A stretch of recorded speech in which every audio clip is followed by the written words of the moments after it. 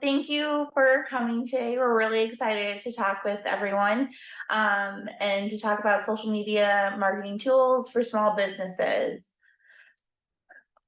I'm Haley Macmillan. I'm the social media specialist at College of DuPage. So I run all of the COD main social media accounts. I am Marie Galvin. I am the digital marketing specialist at College of DuPage. I do all of the paid social media along with lead generation, emails, and text messages. So we're initially going to start out going through the platforms and we'll start with Instagram. So why should you use Instagram? Instagram has over 1 billion monthly active users. It has 140 million users in the US. 80% of accounts are for personal use, etc. There's a lot of reasons why Instagram is a growing platform and why you should be using that for your business. Depending on what your aged market is for your business, on Instagram, users are typically between 25 and 34. And 60% of those users go on the platform to find new products. So that's a really great opportunity for businesses to get out there. Best practices on Instagram.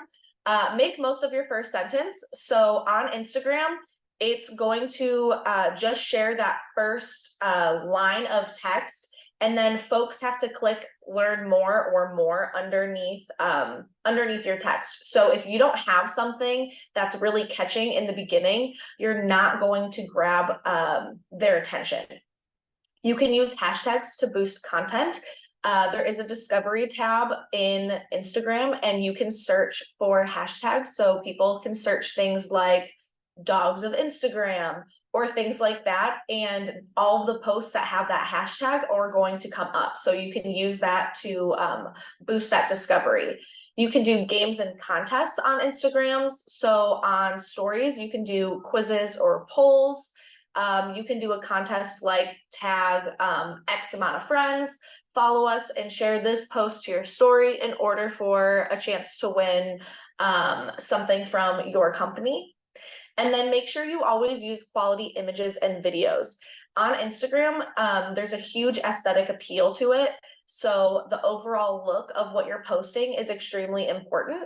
An organic video performs extremely well. And then something that I don't have listed on here is that the vertical video is being pushed more than the horizontal video. So take advantage of that opportunity to use that. They're kind of, they're trying to go with TikTok's form of video. They're trying to beat it out. So with those reels, so take advantage of that opportunity on there as well. Quality picture tips. So using natural lighting is very important. When you're taking a photo with your phone, if you click the screen, a little sun is going to show up. And if you move that up and down, that's going to fix the lighting that's around you, and it's going to adjust the photo. Also consider your viewpoint. Don't just take photos from eye level where you would typically hold your phone. Move it around, play with it, and frame your subject as well. So you can tap the subject or the focal point. So if you're taking a photo of a person or of an item, if you tap that, it's going to focus in on that specific object. And now we're going to dive into Facebook. Okay, so why use Facebook? There's a lot of goals and ways that Facebook can help a business. One of the biggest ways is to get brand awareness for you. It allows you to find new customers, but also create customer loyalty. We see that we're able to get a lot of web traffic, especially if we put some money towards Facebook, which also helps improve our sales and it enhances customer service. We're finding that a lot more people are searching social media before making a purchase instead of going to their website. So the first place a lot of people are starting to look is Facebook, Instagram, TikTok, or X. So some of the best practices are make sure you have high quality content. You don't want to post just to post. You want to make sure that it's something relating to your audience. You definitely always want to make sure you have a call to action. And when we say call to action, whether it's click more, learn more, sign up, you want them to take that step because you want to get their information. Don't use jargon that is industry related. So for example, if I were to say, oh my, click-through rate, or we'll go with click-through rate. No one is gonna understand what that means unless you're in marketing. So you really want to know your audience and talk to your audience, not at your audience. Be diverse with the post format. So as you see in the examples, you have one where it's it's showing pictures. And then on the other one, it's asking you, can you find all the mini laptops in the picture? You can do quizzes, you can do polls. There's so many things that you can do on Facebook, similar to Instagram. So use that to your advantage. Another big thing that people don't do a lot is share posts. COD is a great example of this. When our student life on campus has an event or is doing something awesome, we'll share their post to our main page. You don't always have to create new organic information. It's okay to share information from someone you follow, or something that you find relatable that your audience will as well. And then don't be afraid to pay. I know a lot of people are like, oh no, we only want organic. Putting a little money towards your Facebook post can go a long way. There are 3 types of posts that you can do through Facebook. So first we have our organic posts, and that is just anything you post on Facebook. It's unpaid. Those are your photos, your shares. You can put links on there. The benefit of an organic post is that you can establish the personality and voice of your business. You're also able to build relationships by sharing information or entertaining things or other inspiring content. And you can engage with your customers at every stage of their buying journey. Again, Facebook and social media in general is not just to get your customer, it's to get your customer, have them make a purchase or use your service, but then it's also the retention of keeping them with you along the way. And then you can support your customers with customer service. And the one thing with social media is, again, you have to be willing to put that time and effort in to answer comments, to answer messages for your organic posts. The next type of posts are boosted posts. And this is putting money towards an organic post on your timeline. And the benefit of this is that you increase the number of people seeing it. It's not only the people who follow your page, it's people outside of that who would fit your demographics. It's the easiest form of paid advertisement on Facebook, and it can expand the reach from your current audience. The final one is paid ads, and this is done through Ads Manager. It's similar to a boosted post, but the post doesn't actually live on your Facebook page. So here you can do a lot more specialized ad customization. You can determine who you're looking for. For example, we have a CNA symposium coming up. So we did a paid ad for that, and we targeted nursing, CNAs, people who are interested in nursing, or who are employed as a nurse. You can also get more specific on location, on the age, all of that. And then it also allows you a wide variety of goals and objectives. So you can have anything from we're trying to make a sale, or just trying to get traffic to our web page, or we're trying to just bring brand awareness. Again, for boosted posts and paid ads, you don't have to spend a lot of money. We've done boosted posts and paid ads for $10. We've also done it $5 a day.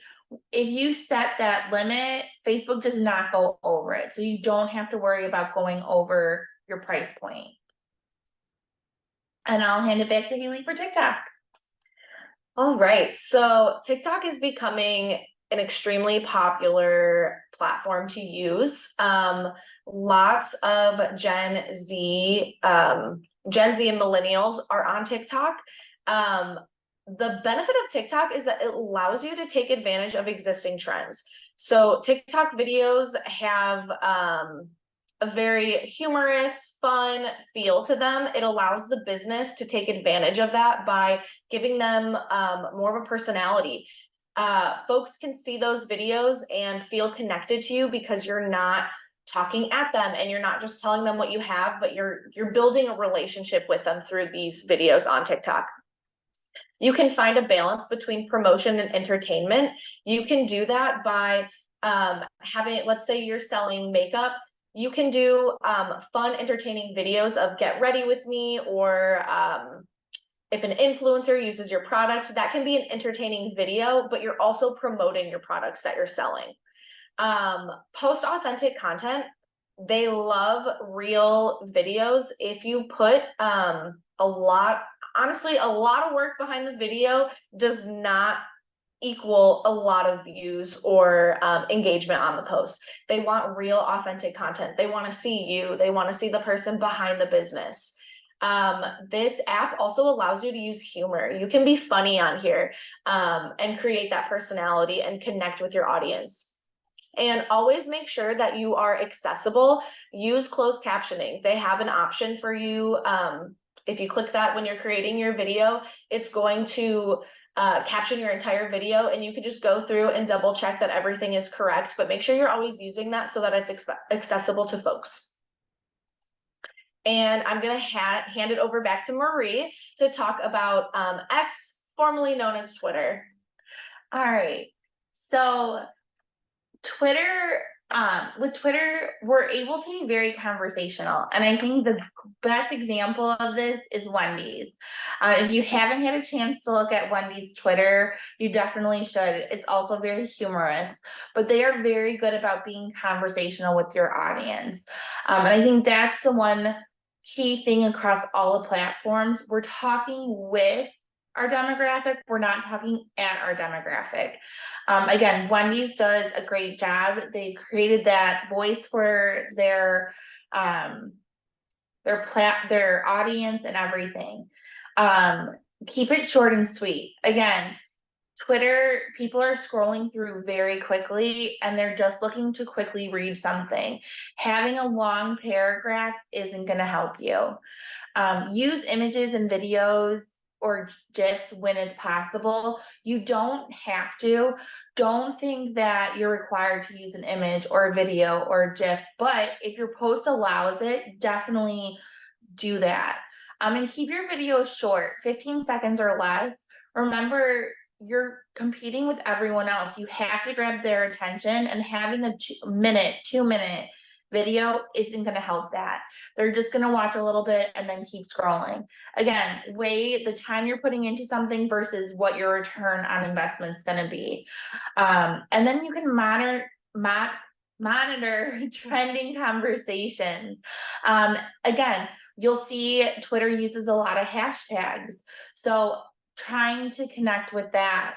Motivational Monday was a big one. So we saw a lot of companies doing that. The one thing about Twitter is that, or X, I should say, is that in order for your company to be seen, you do need to be posting multiple times a day. And research shows it's about at least 15 times a day for it to pop up on the initial news feed. So we're going to talk about some social media management tools that are available for social media. Okay, so these tools are for, well, some of them are different, but some of them are to help you with scheduling your posts, pulling reports for your social media content, managing your messages and comments. With Sprout Social, you are able to include other employees within your business to have access to this. So you can grant access for a certain employee to respond to all of the messages and comments. You can assign them work within Sprout Social. They can schedule out all of their posts. You can see a calendar view of this, which is really nice.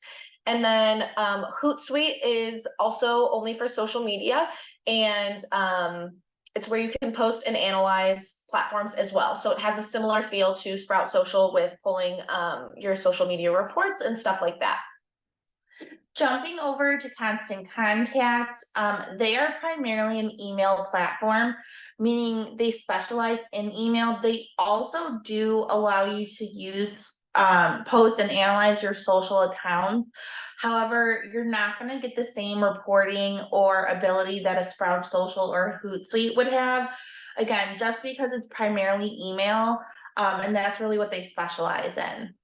The new thing on Facebook is Meta Business Suite, and it's very useful, but it only manages Facebook and Instagram. You can see all your reporting, you can see all your posts, you can create posts on there. You just aren't able to see your other accounts. It is very user friendly, which is nice. But again, if you have multiple accounts, you're gonna wanna look at a Sprout Social or Hootsuite. The one nice thing about Meta Business Suite is that it is a free service in regards to looking at your organic posts and everything. Once you start going with boosted posts or paid posts, they still show up, but again, that's putting money towards it. And so we wanted to leave a lot of time just to answer your questions that you might have, or if there's anything specific you want to know more of.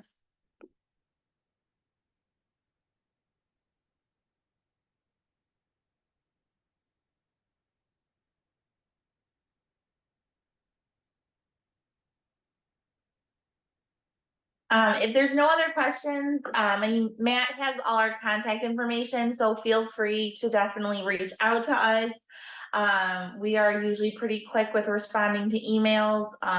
So by all means, contact us as much as you can, and we'll try and help you any way we possibly can. Thank you so much. Hey, all right. Thank you so much, Haley and Marie. I greatly appreciate it. I did have one question actually about because all these social medias are changing names and they're changing who owns it and everything. Have you seen like any difference in the level of service that each social media site provides now with that transition, or have things kind of stayed the same with them and just the name has changed? So I'll talk from the paid side since Haley does more of the organic side. From the paid side, with X or Twitter, it still is a very confusing platform right now. Just because a lot of companies and services or email providers haven't changed their logo yet either. So the name is still kind of everywhere. We've also stopped doing paid ads on Twitter just because of so much uncertainty with kind of what is going on with that. So we're constantly watching the news or looking at articles to see should we restart that. But right now we are kind of on pause with Twitter or X until it kind of gets more stabilized, since it's always changing. That's probably the biggest one that we run into on the paid side. Pretty similar with organic posts as well. It's a weird platform. It is. It's hard to find what works on there, so we still post regularly on it organically, but it's always up in the air on what posts are going to perform well on there. It's always different, and their APIs are changing now. So actually we have Sprout Social, so that's what we use to manage our social media content, scheduling out posts and reporting. And because Twitter has changed their APIs, there's restrictions now on what information we can pull to report on. So our reports on these posts look different now than they used to. And it's frustrating that it keeps changing. But we're still trucking along and using it to see if we can figure it out. Maybe it's gonna go back up, but in reality, a lot of our audience isn't really on Twitter. So that's kind of been a back burner platform for us anyways. So it still is. And I think right now with just all the uncertainty and changes, Twitter's losing a lot of followers each day. So it's kind of one of those, is it gonna stay around or is it gonna end up kind of deflating? And then I'm sorry, I don't know if you already mentioned this too, but I know like a lot of social, like Meta is trying to copy like Twitter with threads and all that kind of stuff. Are you seeing that competition kind of confusing audiences and really needing to like narrow in on what social media platforms are best for your audience? I think from what I've seen, as soon as threads came out, I think for our industry, colleges jumped on it because they didn't want to miss out on it. They wanted to stay relevant. They wanted to stay in it. We have an account, but none of our audience is really on it. And I don't think that they care to see our type of content in that area. So I think it's still something that we have to learn.